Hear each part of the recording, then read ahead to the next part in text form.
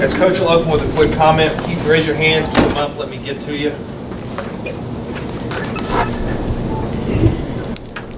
How's everybody today?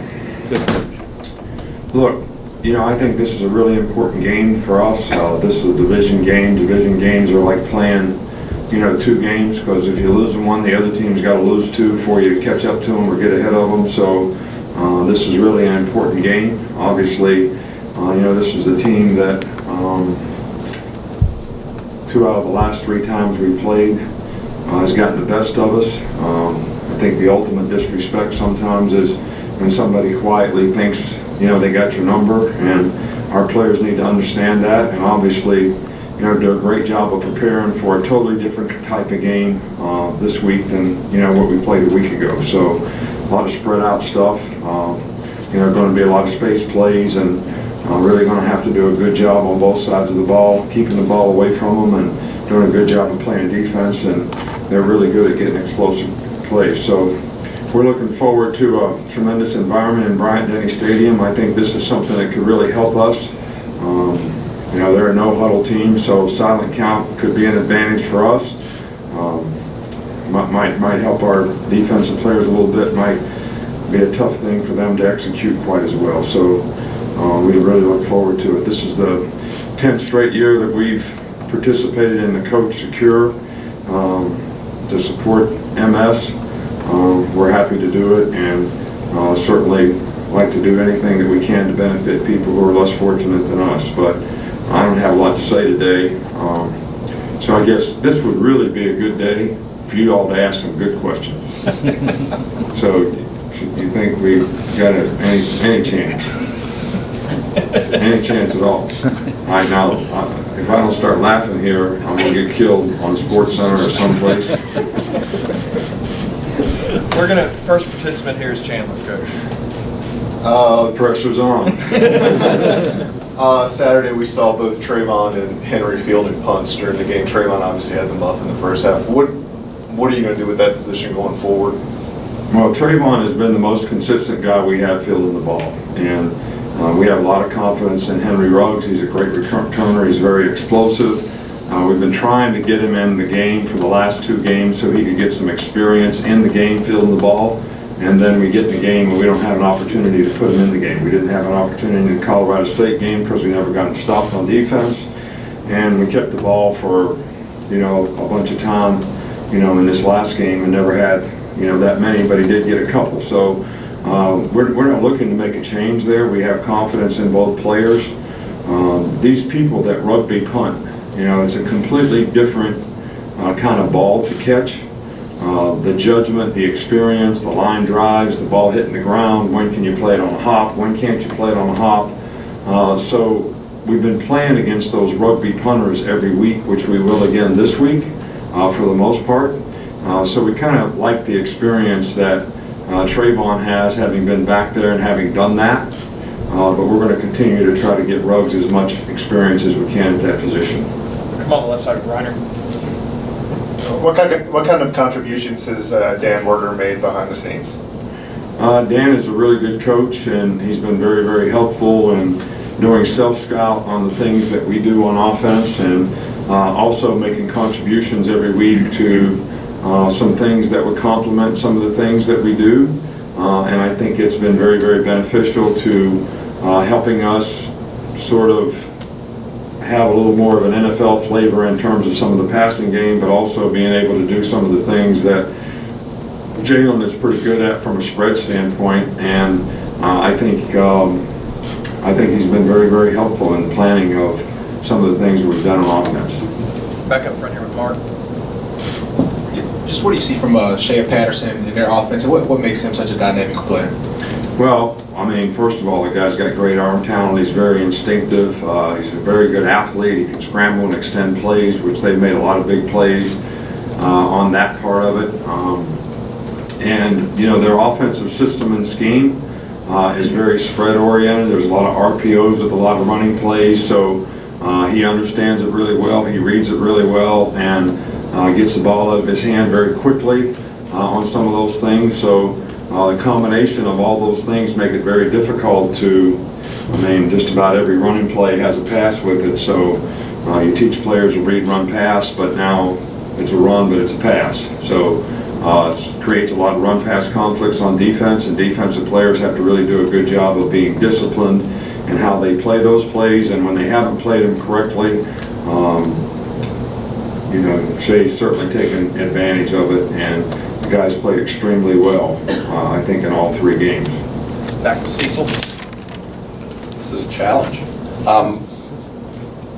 Has Miller Forrestal had his surgery? Are they going to wait on that? And with him out, how did the tight ends play, particularly Smith and Hinches Right. this week? Well, Miller is a good player for us. He really satisfied a really good niche because of his athleticism and his receiving ability, and we'll certainly miss him. His surgery is, scheduled and ready to go, so it's inevitable that he has to get it, and we'll get it. And I have not seen him, so I can't comment on how it went, but the other guys are certainly freshmen that have a lot of ability, and they've made very nice progress, and it was nice to get them both an opportunity to play in a game some last week. We've also worked Ronnie Clark a little bit at H-back now, so he may play some in that role as well. But it does make us relatively thin at the position, but we are pleased with the progress the freshmen have made. We'll come here in the middle with Michael. Last 2 games you guys played with them went 4+ hours. How exhausting, I guess, were those games, and how much does conditioning come into it? Well, I think conditioning is a big part of it, and they seem like they go fast at times, maybe not as fast as what they were before.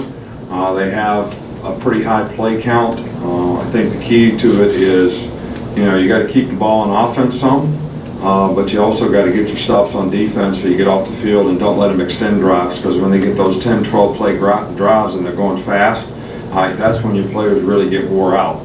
And if they're not subbing people, it's difficult to sub people. So it's a huge challenge to be able to keep enough people in the game to stay fresh. And that's where I think when you play these kind of games, depth is really, really important. How much guys play on special teams that have to play on defense is really, really important. So the depth of your team all the way around affects special teams, it affects offense, defense. So conditioning is a huge factor. But having enough depth to try to keep enough players rolling in there is also a huge factor as well. Okay, we'll come here with Alex. You've obviously expanded the secondary packages the last several years, a lot more nickel dime. You've talked about that at length. What's the challenge when you got a quarterback like Shea that throws the ball so much that he does, not to be attacked or get out of their lanes in that formation? Well, I think the biggest thing is, the extending plays. One of the hardest things in playing defense is when the quarterback extends plays. Maybe you match the pattern, but then, it becomes a scramble drill, and, it's impossible to have a total set of rules for how everybody matches every pattern once everything goes helter-skelter. And that happens on occasion. We work on it. We worked on it this week. But I think when the defensive line can control the quarterback, that is very, very helpful. If he can throw the ball on time, I think that they may throw it and catch it. We may be in position to tackle them, and hopefully they can't catch it and run with it. But when he extends plays, it's a Johnny Manziel type of game, and that's very, very difficult on defensive players, and it takes a lot out of the players because they're actually chasing the player 2 or 3 times longer in a play than a normal play. So these kind of quarterbacks, can be problematic if you can't control them with the athleticism of your rushers. Okay, 2 more, Ben and then Tony. I don't think we heard about Jamie Mosley on Monday. Haven't seen him at practice the last couple of days. Is that from the game or something else? No, he's ill. He's just sick. When he's recovers, he'll be back out there. He doesn't have an injury. There's nothing wrong with him. It happens on occasion. So hopefully he'll get well and maybe be with us tomorrow. wrap up here with Tony. You mentioned the awareness that the team has to have against Ole Miss. Have you noticed an extra juice in your players the last 3 years following that first upset in 2014? Look, I think it's important that the team has a relative amount of, to use your term, juice every week that we play. I think that every team that we play from here on out, if you look at the schedule, especially SEC games, we could win or lose every one of those games. They're all good teams. They all have the capabilities and good players to beat you. So to have the proper respect and have the right mental preparation and intensity to go out there and play at a high level and play to your standard every week is really, really important. Last year, they beat us 2 years in a row, and we go over there and get behind 24/7. So if we had extra intensity, it didn't do us any good. Now, the perseverance the team showed in coming back in the game and winning the game was the resiliency was phenomenal, right? And great competitors to be able to do that in the game. But we're going to need to play this game at a high level and a high standard like every other game that we play. And it comes from preparation and how you practice and understanding what you have to do your job and doing it at a high level on a consistent basis, and that's what we'll focus on. Okay, thanks, Coach. All right, thank you.